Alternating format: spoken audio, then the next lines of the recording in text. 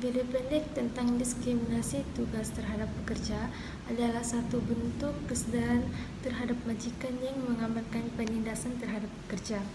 Diskriminasi pekerjaan termasuk tugasan yang tidak sama rata atau layanan yang tidak adil dalam pengagihan tanggungjawab.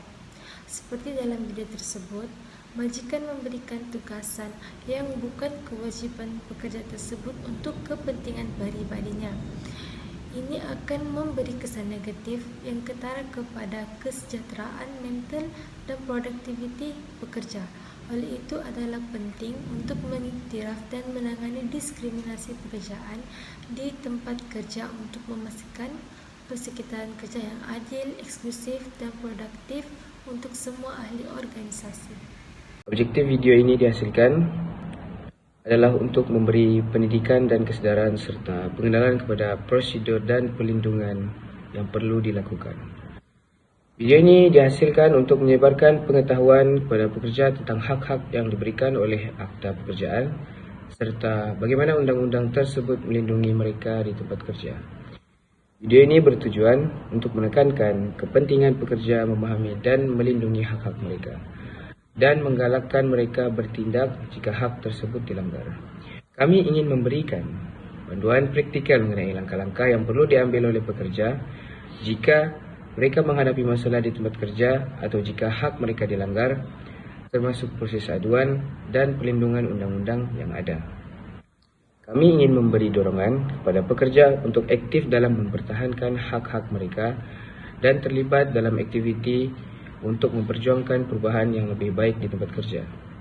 Dengan menyampaikan maklumat dan pemahaman tentang hak-hak pekerja yang dilindungi oleh Akta Pekerjaan, video ini dapat membantu memperkuatkan kedudukan pekerja dan meningkatkan kesedaran tentang kepentingan mematuhi Undang-Undang Tenaga Kerja.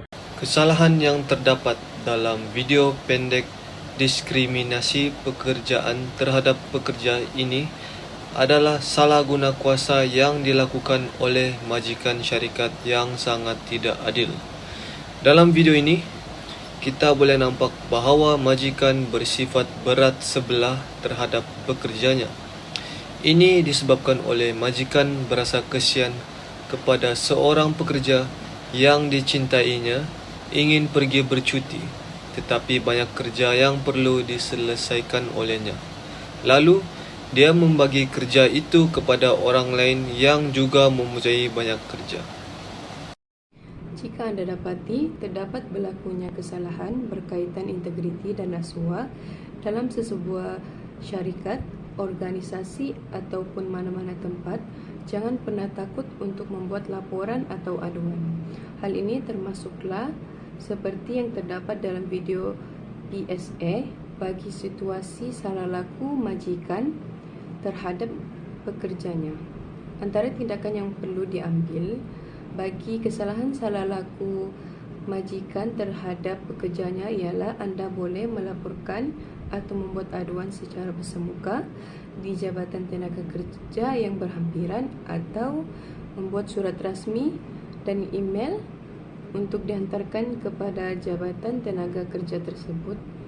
Dan seterusnya, anda juga boleh pergi ke laman Sesawang, Sistem Pengurusan Aduan Awam ataupun lebih dikenali sebagai SISPA, dan selain itu anda juga boleh memuat naik aplikasi Working for Workers untuk mendapatkan maklumat lebih lanjut berkaitan cara untuk membuat aduan terhadap salah laku yang berlaku dalam organisasi anda. Dan akhir sekali, anda boleh membuat panggilan atau hubungi di talian 603 8000 untuk membuat aduan atau laporan berkaitan salah laku yang berlaku dalam organisasi anda. Kesimpulannya, semua faktor dan langkah untuk mengatasi kemelut ini harus diteliti dan dipantau oleh semua pihak bagi menghapuskan jenayah rasuah. Hal ini kerana rasuah ialah satu jenayah yang besar. Rasuah juga boleh berlaku di mana-mana sahaja tanpa mengira batas waktu dan tempat. Masyarakat umum juga perlu sentiasa diingatkan agar tidak terjebak dengan amalan rasuah.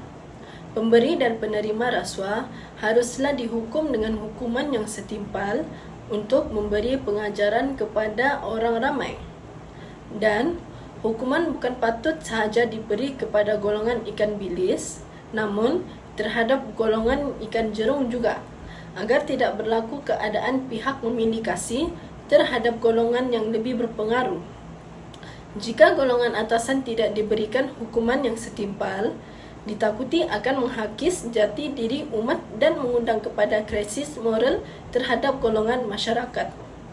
Hal ini harus dilaksanakan bagi memastikan amalan rasuah dapat terus dibendung dan meningkatkan integriti dalam negara. Itu sahaja daripada kumpulan kami. Sekian, terima kasih.